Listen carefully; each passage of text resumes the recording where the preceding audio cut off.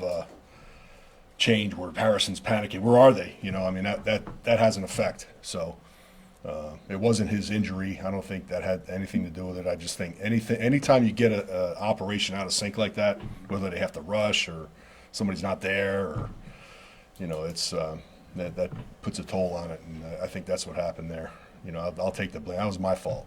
Get those guys out there. I can't assume that they're right together. So, Dave, we noticed on that kick as well, and I wonder if the operation sped him up just a little bit, but he still landed on his. No, that's his technique. I mean, he's not going to do that all year. Yeah, his technique is to break. You know, his leg comes down, and now people are just noticing now because it's his knee and it's his bad. You know, so they're looking at that leg. But all year long, his technique is to collapse that leg after he follows through. He doesn't. Most kickers, I mean, if you watch them, they plant, they kick, and then they hop on that leg. That leg gets replaced.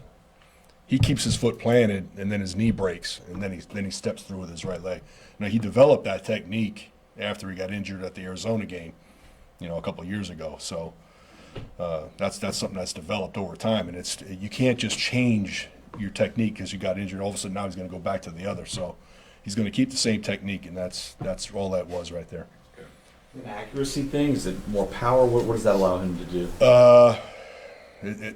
I'm not sure about the power. You know, I'm not sure he has more power the other way. I mean, you know, it's up for debate. Accuracy is fine. I mean, he's been doing this for 2 years. You know, he missed that field goal, but that wasn't his. You know, he was coming back, but that wasn't his fault. You know, I mean. And I know this is just the way of the league, but I feel a little bit bad for Matthew Wright, right? Special teams player of the week, and then he's just got to. Yeah, that's. He knew what he was getting when he came here. I mean, he knew he was coming in a temporary basis, and he took full advantage of his opportunity. He did everything he could possibly do. He made all his kicks.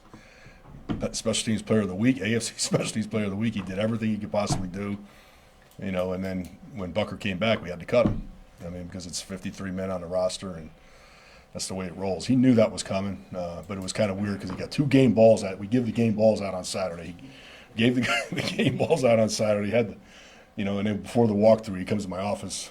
You know, he's cut. So, but he knew it. You know, it's just it is a tough business. You know, when you look at it that way, but it's going to help him down the road, like I said. Justin kicked off again. I assume Harrison will eventually do that. How close? Is Harrison's back. You know, I think he'll be back. You know, in that role. You know, we still have Justin as an option. If we want to kick it in the target zone, we want them to return it. I like having Justin do that because he's a better cover guy. You know, a guy that can go down there and make tackles. And I don't want Bucker making tackles. You know, we don't want him getting hurt doing something like that. So, if we want to kick the ball to him, we use Justin. If we want to try to kick touchbacks and make him come out deep with it, we go Bucker. So that's what we'll do.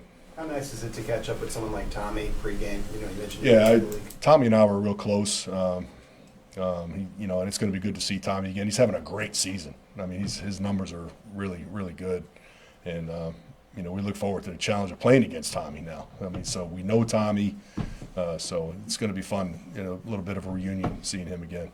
Coach, and this is in general terms. I'm not going to ask you the health of the quarterback. The fans are going crazy. What are they going to do? What are they going to do? What's the attitude on a professional football team when you have a question mark at quarterback because you don't know the health of somebody? You're asking me about the quarterback? No. I mean, we're all supportive. If he's able to go, he's going to go. You know, I mean, and everybody's on board with it, and you know, that's just the way it rolls. And he's a tough guy now.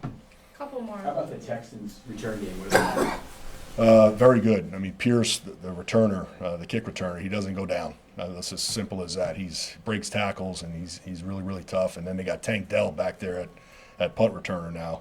He's got 6 returns. He's averaging like 14 every time he touches it. Never fair catches it. So, I mean, they're a top unit.